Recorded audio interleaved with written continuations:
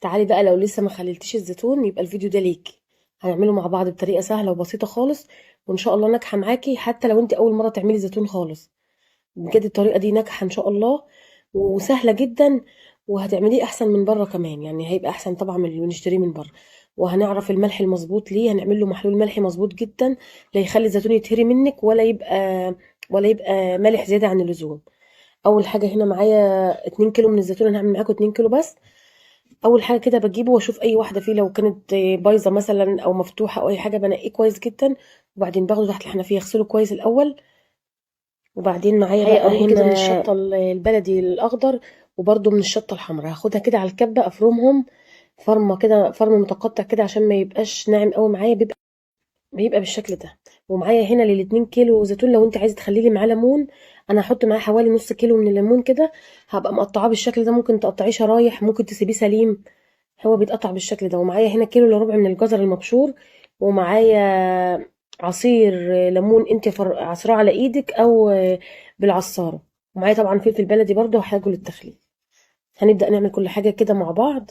معايا الزيتون هنزل عليه الاول بالليمون وابدا اقلبه بالشكل اللي انتوا شايفينه ده، اقلب كله مع بعضه كده. هنقله بس في حاجه اوسع شويه عشان اعرف اقلب كل الخليط مع بعضه. هنزل عليه بالجزر المبشور، جربوه بس يا بنات بطريقتي ديت هتبقى حلوه جدا. وبعدين هنزل عليه بهريسه الشطه اللي عملتها، وبمعلقتين كبار من العصفر وبمعلقتين كبار من حبه البركه، لكل كيلو معلقه معلقه. وبعدين اقلب الخليط ده كله كويس جدا مع بعضه بالشكل اللي انتوا شايفينه ده، لازم كل الخليط يتقلب الاول كده. بجد الميكس ده حلو جدا يعني، هيعجبكم جدا في التخليل بالشكل ده، الجزر مع حبة البركة مع العصفر مع الفلفل الحار البلدي حلو قوي. وبعدين بقى معايا البرطمانات بتاعتي كده بكون غسلاها وكويس جدا عشان اعرف بقى انا هحتاج معيار ميه قد ايه. هاخد نص البرطمانات ديت، اكون مغليه الميه ومبردها قبل كده. هنزل بقى ب2 لتر من الميه عشان اعمل المحلول الملح الكويس جدا المظبوط. لكل لتر ميه، اللتر المية بيبقى حوالي 4 كوبايات، لكل كوباية معلقة كبيرة هرمية كده من الملح. يعني أنا هنا معايا أو لو أنت عايزة تعمليها بالكوباية هيبقى كوباية إلا ربع ملح للتر المية الواحد. ومعايا هنا كوباية من عصير الليمون كده، لكل كيلو زيتون هنحتاج نص كوباية من عصير الليمون. ومعلقتين من الخل، لكل كيلو معلقة خل ومعلقة من السكر. تمام كده المحلول ده هيطلع ناجح معاكي جدا وهيبقى مظبوط مظبوط يعني. بعدين بقى هنزل في البرطمانات كده، ابدا انزل وكل طبقه كده احطها اضغط على الزيتون، احنا مش مفتحينه ولا اي حاجه، مش هيبوظ معاكي ولا حاجه. انا ما بنقعش الزيتون خالص في ميه، ما بفتحوش لان اللي بنشتريه من بره ما بقاش مفتوح خالص. بجد انا كنت بعمله الاول كده، بفتحه الاول بس ما كانش بيبقى حلو خالص. جربوه بالطريقه ديت وان شاء الله ان شاء الله تنجح معاك. كل ما تحطي زيتون كده اضغطي عشان ما يبقاش فيه اي فراغات ولا اي هواء خالص، يبقى في البرطمانات بتاعتك. اهم حاجه الخطوه دي عشان تنجح معاكي، ما يبقاش في اي هوا داخل ما يبوظش الزيتون او ما يخلوش يطلع مكرمش او بيبقى يحصل حاجات كتير كده في الزيتون.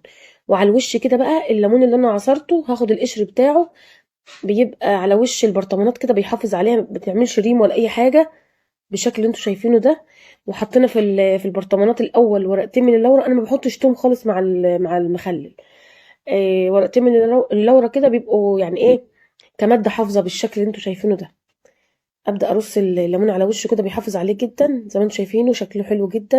ان شاء الله طعمه هيبقى جميل ان شاء الله، انا مجرباه كتير بالطريقه ديت حلوه جدا. وبعدين بقى ابدا انزل بالمحلول الملح عليه كده. اهم حاجه ركزي في المحلول تعمليه مظبوط هيظبط معاكي كل حاجه. لكل لتر ميه كوبايه الا ربع من الملح، او 4 معالق من الملح، 4 معالق كبار هرميين من الملح بالشكل اللي انتوا شايفينه كده. هحط على البرطمانات كده، وبعدين انزل على الوش كده بمعلقتين او 3 معالق من بالزيت النباتي او زيت الزيتون لو متاح عندك. واهم خطوه بقى تقفلي البراطين ديت باحكام جدا عشان ما يدخلهمش اي هواء، وتبقى حاطه تحتهم طبق كده عشان هما في اول 3 4 ايام كده بيحصل تفاعل وكده ويطلعوا ميه، فما تقع ما تبقاش تقع على الارض. حطيهم على طبق كده وان شاء الله ينفع معاكي ويبقى جميل جدا. جربوه وانا متاكده ان شاء الله.